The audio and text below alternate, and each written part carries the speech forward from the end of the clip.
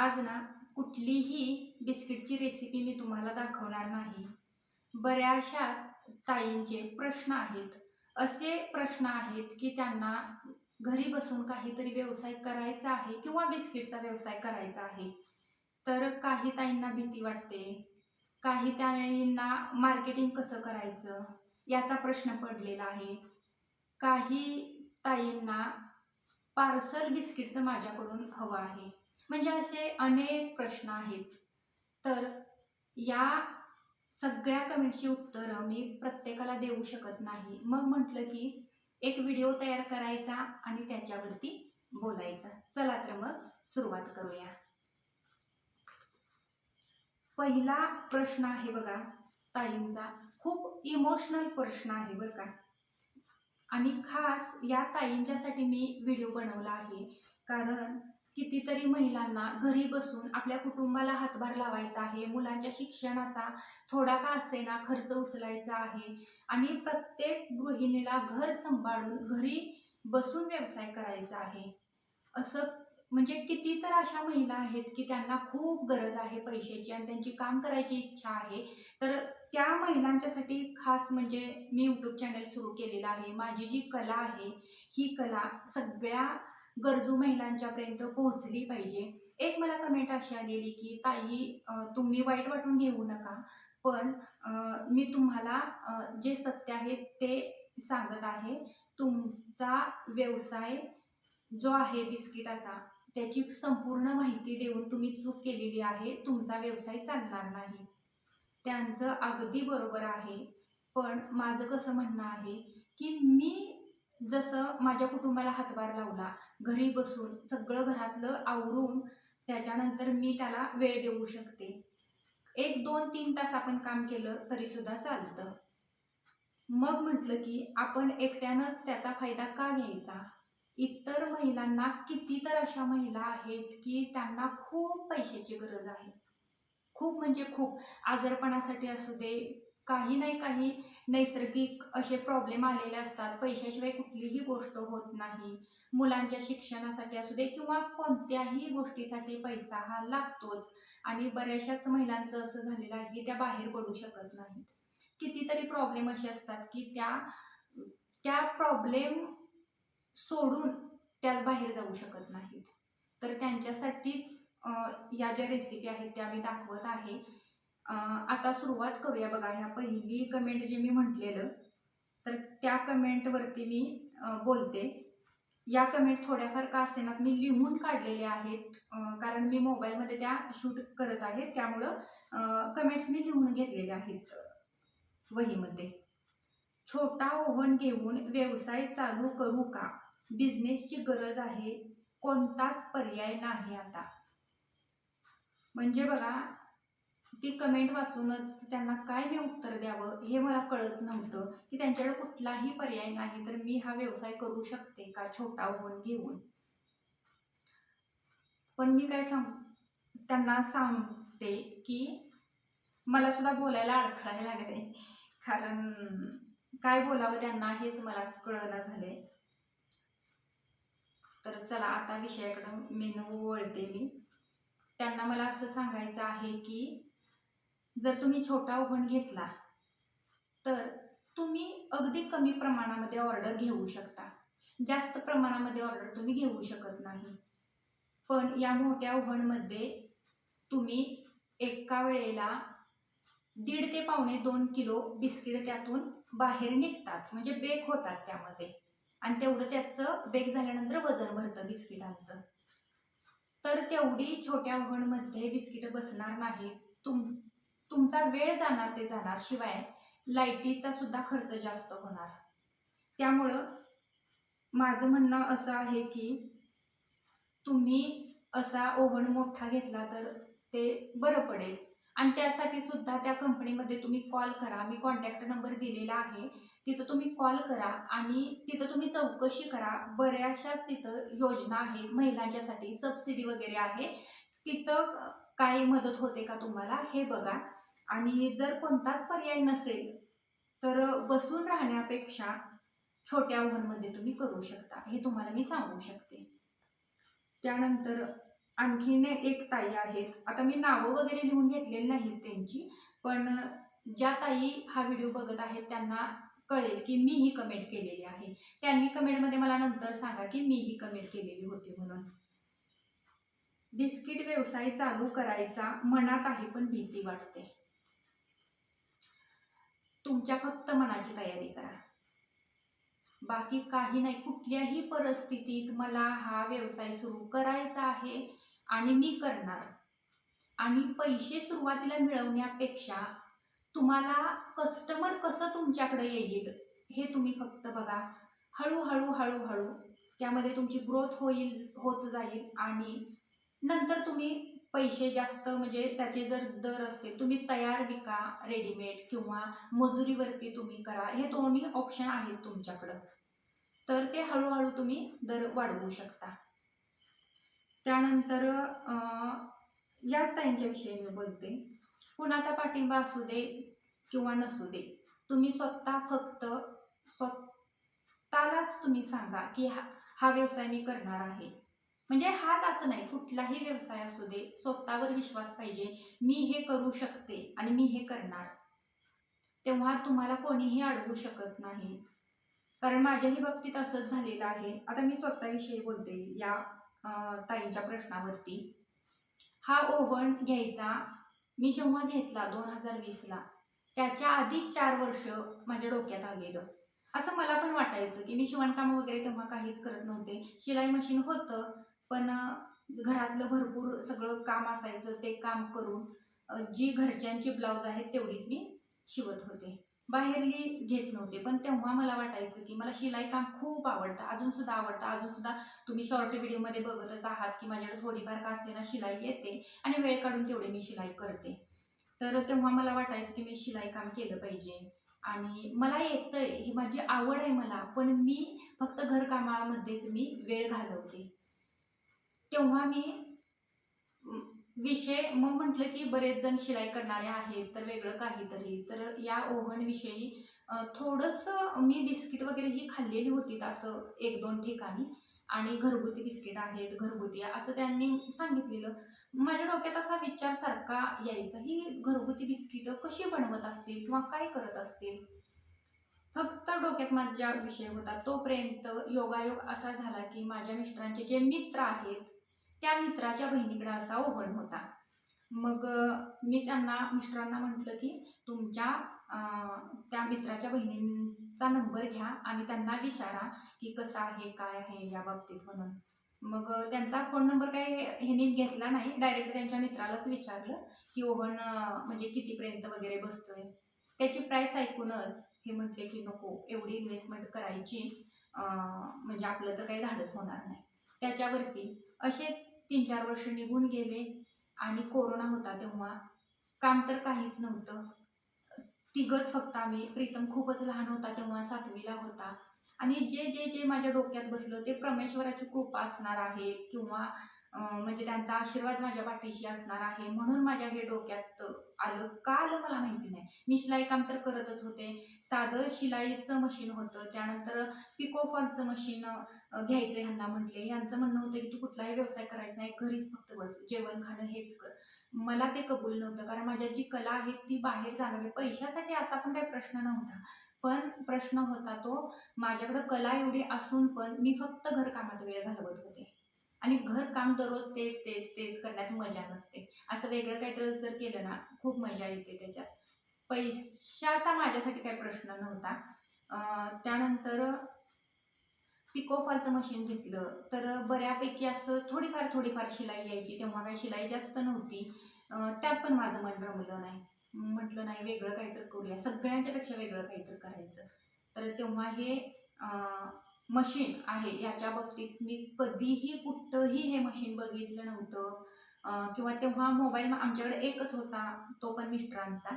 पण त्याच्यावर पण इतकं सर्च वगैरे करायचं इतकं काही माहिती नव्हतं. कोरोनापासून जरा जरा जरा तो मोबाईलचं म्हणजे बघणं वाढत वाढत गेलं आणि तेव्हापासून मला हे सगळं समजत गेलं. पण त्याच्या आधी मला माहिती नव्हतं. माझा साधा तो पॅडचा मोबाईल असतो ना, तो छोटा मोबाईल होता. मला काहीच मोबाईलमधलं येत नव्हतं. साधं मला स्टेटस सुद्धा लावायला येत नव्हता. खरं सांगते म्हणजे तुम्हाला हसायला येईल, पण ते सुद्धा मला माहिती नव्हतं.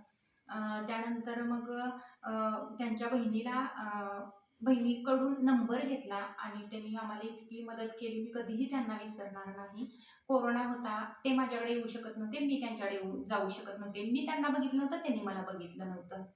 आणि मग त्यांनी आम्हाला सांगितलं, आता मी जो तुम्हाला नंबर दिलेला आहे ना कंपनीतला, तोच नंबर त्यांनी मला दिला आणि तिथं चौकशी करा.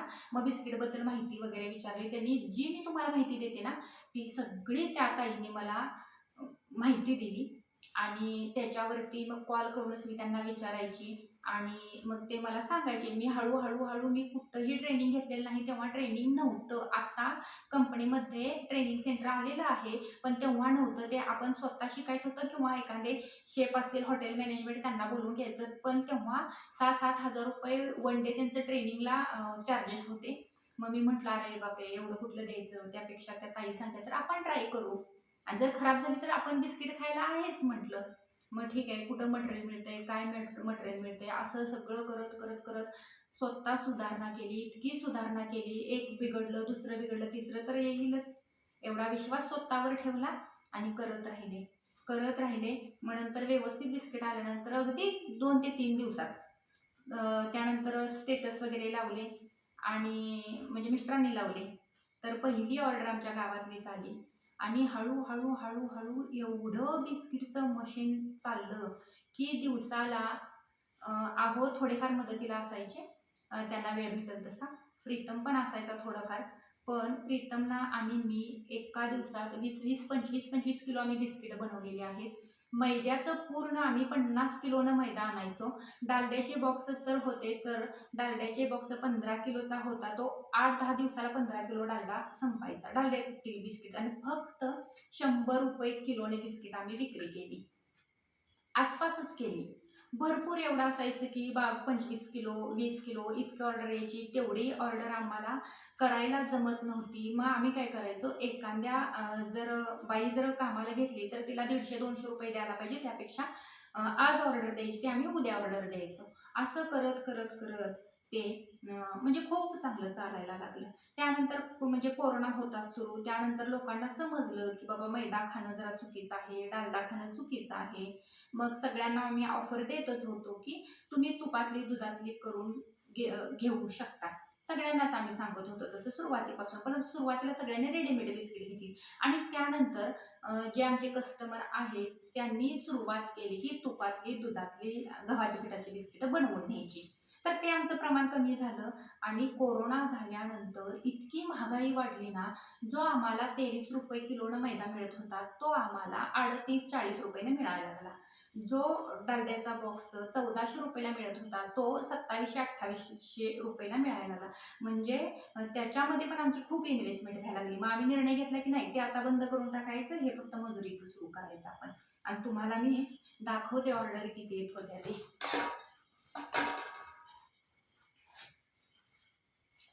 आता हे बघा, दिसत असलं तर हे बघा, ह्या ऑर्डरी आहेत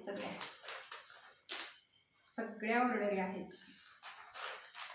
हे बघा. आणि ह्या ऑर्डरी सगळ्या इतक्या आहेत ना, लहान लहान दिलेल्या आहेत. तर भरपूर ऑर्डरी असायच्या, गावातल्या आसपासच्या बऱ्याच ठिकाणच्या असायच्या ऑर्डरी.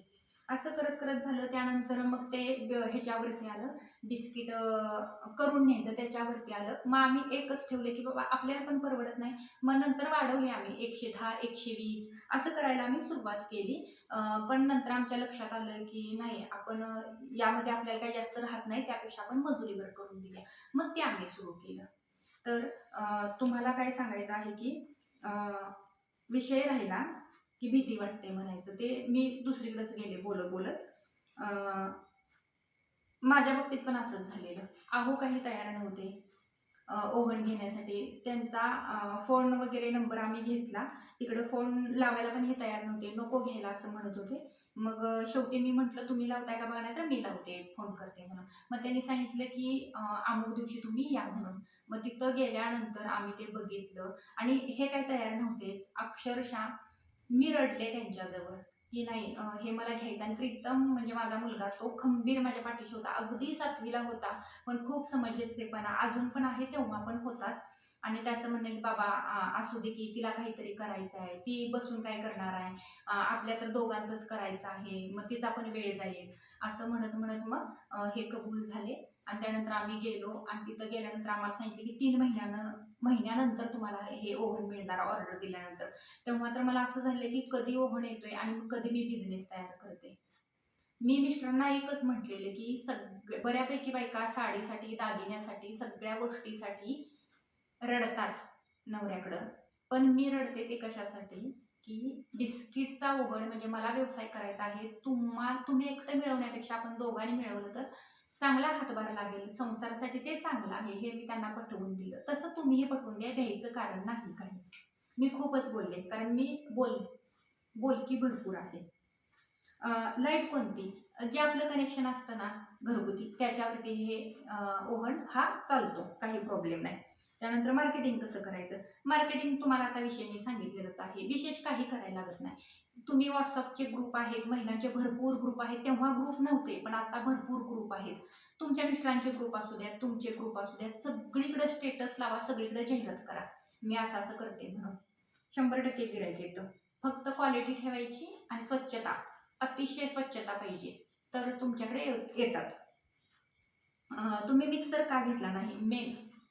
मेन मुद्दा इथंच आहे. सुरुवातीला मिस्टर तयार नव्हते आणि एवढी इन्व्हेस्टमेंट करायची ओव्हनसाठी, तर तेव्हा म्हणजे असं खूप असं म्हणजे भरपूर आपण काहीतरी इन्व्हेस्टमेंट करतोय असं वाटायला लागलेलं. म्हटलं कसं चालतंय, काय चालतंय बघायचं आणि त्यानंतर मिक्सर घ्यायचा. मग हळू चालतंय असं, चालतंय असं चालवत ओव्हन घेतल्यानंतर 2020ला घेतला आणि 2021च्या शेवट आम्ही आमचं घराचं काम काढलं. मग घराचं काम काढलं म्हटल्यावर तर काय बोलायलाच नको. सगळे पैशाचं वगैरे इकडचं तिकडं जुळवाजुळव करून घराची तयारी करायची का त्या मिक्सरचं बघायचं. त्यामुळे मिक्सर मागं राहिलाच. ते राहिलाच मागं. त्यानंतर बऱ्यापैकी म्हणजे जे महत्त्वाची कामं आहेत ती आम्ही बरीचशीच करून घेतली आत्तापर्यंत. त्यामुळं मिक्सर हा मागं राहिलेला आहे. पण माझं म्हणणं असं आहे की मिक्सर खरंच उपयोगाचा आहे. कारण तुम्ही बघतच आहात की 2 किलोचं ते पीठ किती तयार होतं आणि त्याला ताकद खूप लावायला लागते. मी तर सुरुवातीला हे टपात वगैरे मळायचं, बिस्किट कशी करतात, काही करतात, काहीही झिरो नॉलेज होतं मला त्यातलं. मी परातीमध्ये भाकरीचा पण पीठ मळतो ना, तसं परातीमध्ये मळायची मी. मी आजारी पडलेले. मी सुरुवातीला ओव्हन घेतल्यानंतर 1.5 महिन्यातच मी ₹2,500 मी दवाखान्यात घातलेले. तेही 15 दिवस जाऊन येऊन सुरू होतं. म्हणजे इतकी मी हे झालेले. 3 वाजले तरी सकाळचे नाश्ता केल्यावरती असायचे. जेवण अजिबात पोटात जात नव्हतं. पित्ताचा त्रास वगैरे बरेचसे असं का तर आणि पण हुरूप होती. काम करायची हुरूप होती. काही पण होऊ दे, मला ते पुढं न्यायचं आहे. हा विषय. त्यानंतर तुमच्याकडे तुमचा वेळ, लाईट, इतर खर्च याचा विचार करायला पाहिजे. तुम्ही खूप कमी मजुरी घेता, असं एका ताईंचं म्हणणं आहे. अगदी बरोबर आहे त्यांचं. पण खरं सांगू का, जेव्हा पैसे मिळवायचे होते तेव्हा मी मिळवलेले आहेत आणि तुम्हाला ते ऑर्डरी वगैरे मी तुम्हाला दाखवलेले आहेत. त्यामुळं आणि लोनचं वगैरे, हां, त्या मेन बोलल्या की लोनचं वगैरे तुम्ही घेतलं असेल तर नाही. मी खरं सांगते, मी हे कॅश घेतलेलं आहे. हे नाही केलेलं, लोनचं वगैरे नाही माझं. त्यामुळे मी बिनधास्त आहे. त्यानंतर लाईटचा विचार केला पाहिजे. म्हणजे बाकीची इन्व्हेस्टमेंट त्यामध्ये आपण पावडरी वगैरे घालतो, याचा वेळेचा करायला पाहिजे. तर आता सध्या काय झालेलं आहे, सोलर आहे लाईटीचा. त्याच्यामुळे लाईटीचा काही प्रॉब्लेम नाही मला. फक्त पावडरीचा आणि वेळेचा आहे. तर ₹80 किलोला 2 किलोचा असेल, म्हणजे कमीत कमी 2 किलोचंच असतं. 1 किलोचं असलं तर दोघी-तिघी एकदम येतात. त्यामुळे ते हजेरी एकाने मिळून जाते. मी जास्त मिळवायच्या ह्याला लागत नाही. बऱ्यापैकी सांगते तुम्हाला मी. त्यामुळे मला ते परवडतं. लाईटीचा खर्च नाही मला. आणि जेव्हा होता तेव्हा भरपूर बिस्किटं वगैरे असायची. त्यामुळे ₹800-900, ₹1000 मला दिवसाला भेटायचे. तर त्यातले एक समजा एक ₹300 खर्च झाले तर ₹700 तरी हजेरी घरी बसून पडायची. त्यानंतर एक कमेंट मला अशी महत्त्वाची आलेली आहे की तुम्ही व्यवसायाविषयी संपूर्ण माहिती द्यायला नको होती. तुमचा व्यवसाय चालणार नाही. आता तुम्हाला मी सांगितलंच आहे की ज्या ताईने मला मदत केली त्यांच्याकडून मी फुकट हे नॉलेज घेतलेलं आहे. बरोबर आहे. त्याच्यावरती मी चांगलंच म्हणजे बऱ्यापैकी मी जे आपला खर्च असतो तो मी आजपर्यंत चालवत आलेली आहे. बरोबर आहे. त्यामुळं मला असं वाटतंय की भरपूर झालं, आपण मिळवलं ना, भरपूर झालं. आता दुसरी मिळून द्या, त्यांना जरा चान्स आपण देऊया. त्याच्यामुळं व्यवसायाच्या दृष्टिकोनातनं म्हटला तर मी हे म्हणजे एकदम मला पैसे जास्त मिळावे वगैरे असा माझा अजिबात उद्देश नाही. फक्त काय होता, आपल्या आवडीच्या व्यवसायामध्ये आपण जेव्हा काम करतो तेव्हा आपली दवाखान्यातली एक गोळी कमी होते, एवढं मी सांगू शकते. आणि मन रमतं आपलं, कुठलंही टेन्शन येत नाही. यासाठी मी तर करते. त्यानंतर मिक्सरचं झालं. मेन पार्सल सुविधा. आता तुम्हाला सांगू मी, पार्सल सुविधा मी लातूरला बिस्किट पाठवलेली. शीतलताई, जर कमेंट तुम्ही जर व्हिडिओ बघत असलासा तर कमेंटमध्ये नक्की सांगा. तर त्यांना मी पार्सल पाठवलेलं, एकदा नाही तर 2 वेळा पार्सल पाठवलेलं. बिस्किट अक्षरशः पूर्ण फुटलेली होती. 2-2.5 किलो मी बिस्किट त्यांना दिलेली, तर पूर्ण बिस्किटं फुटलेली. म्हणजे खूप मला वाईट वाटलं. मी त्यांना सांगितलं मला पैसे पे करू नका, तर त्या म्हटल्या नाही मी करणारच, म्हणून त्यांनी करून पण टाकलं. तर मला या गोष्टीचं वाईट वाटलं की हे खाद्यपदार्थ आहे, शिवाय एकदम असं नाजूक ही वस्तू आहे, त्यामुळे ही फुटण्याची शक्यता आहे. तुमच्यापर्यंत कशी पोचणार, काही पोचणार, ती तुमच्या ताब्यात जोपर्यंत येत नाही तोपर्यंत. समजा 1-2 दिवस लेट पडली म्हणजे व्यवस्थित वेळेत गेली आणि त्यांच्याकडून जर तुम्हाला लेट आली तर तेच तुमचे कॉल सुरू होणार किंवा तुमचे मेसेज सुरू होणार. तुम्हाला टेन्शन, आम्हाला टेन्शन. आता कसं झालंय, मुलग्याचं प्रीतमचं शिक्षण सुरू आहे, यांचा जॉब हे बघतात आणि हे एकटीने मी हँडलिंग कसं करायचं या विचारामध्ये मी आहे.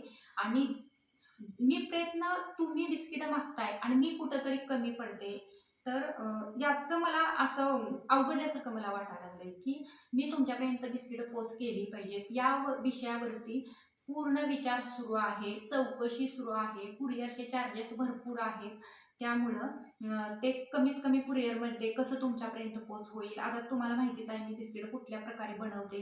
तूप 700 रुपये किलो आहे, दूध 80 रुपये लिटर आहे, गव्हाचं पीठ ओरिजिनल वापरायचं आहे.